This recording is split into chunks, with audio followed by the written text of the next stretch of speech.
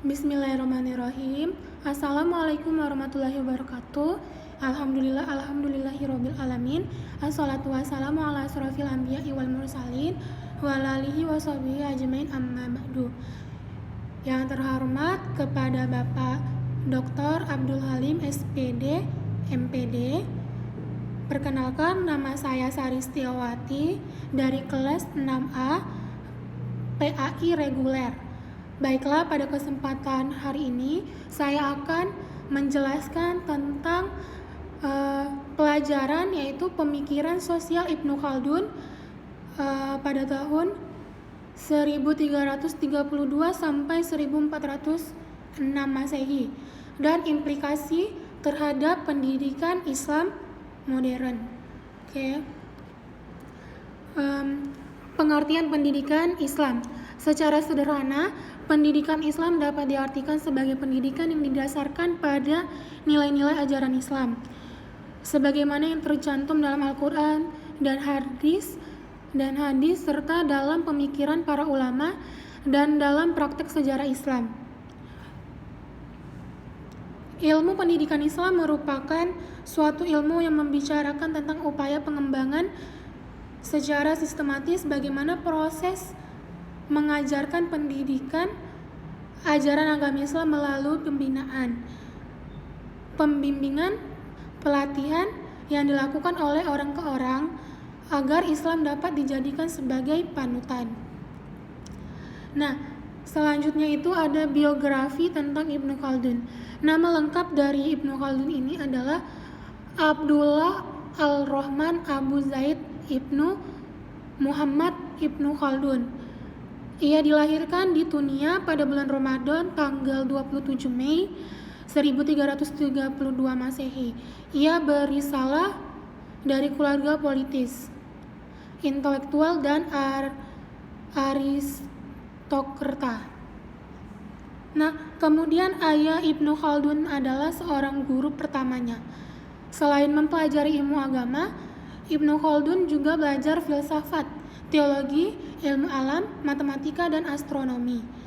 Pada masa ini berlangsung dari tahun 776 Hijriah sampai akhir tahun 780 Hijriah. Nah, Ibnu Khaldun adalah sarjana muslim yang selalu berpikir dan mengembangkan konsep-konsep dan pemikiran untuk kemajuan pendidikan Islam. Nah, kemudian Ibnu Khaldun adalah sarjana muslim yang selalu berpikir dan mengembangkan konsep-konsep dan pemikiran untuk kemajuan pendidikan Islam. Ibnu Khaldun merupakan tokoh yang banyak memberikan kontribusi dalam wacana pengembangan peradaban dunia, khususnya dunia umat Islam. Konsep dan teori yang tertentang dalam magnum opusnya yakni Muqaddimah yang telah memberikan inspirasi pada intelektual barat maupun Islam dalam membangun peradaban.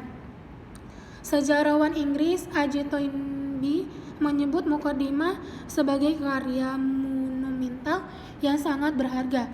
Bahkan Misbah al-Amili menjadikan pemikiran Ibnu Khaldun sebagai variabel dalam melakukan studi komparatif antara pemikiran Arab dengan pemikiran Yunani. Nah, kemudian selanjutnya adalah tujuan pendidikan. Adapun tujuan pendidikan menurut Ibnu Khaldun yaitu yang pertama, menyiapkan seseorang dari segi keagamaan. Nah, yang kedua, menyiapkan seseorang dari segi akhlak. Yang ketiga, menyiapkan seseorang dari segi kemasyarakatan atau sosial. Yang keempat, menyiapkan seseorang dari segi vokasional atau pekerjaan. Yang kelima, menyiapkan seseorang dari segi pemikiran. Yang keenam, menyiapkan seseorang dari segi keseniannya.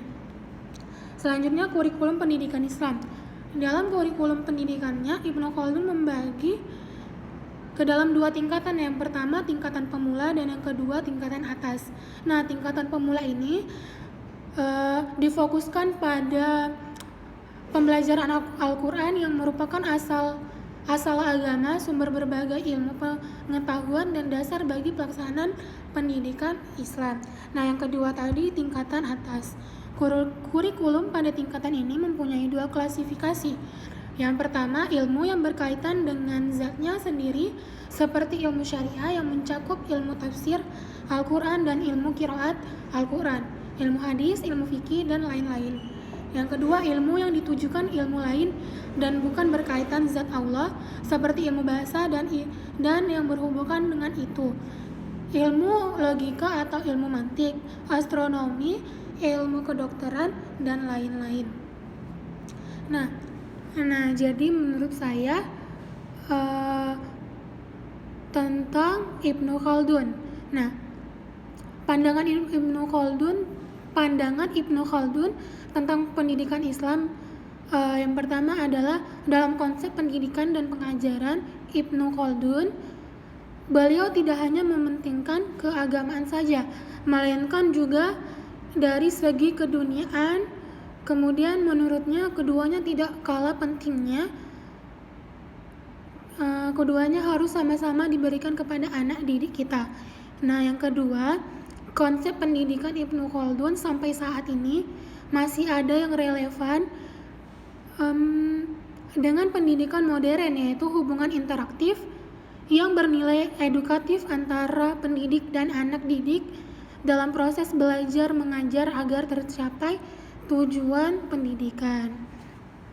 Baiklah Pak, itu saja yang bisa saya sampaikan. Kurang dan lebihnya mohon dimaafkan. Billahi taufiq wal hidayah. Wassalamualaikum warahmatullahi wabarakatuh.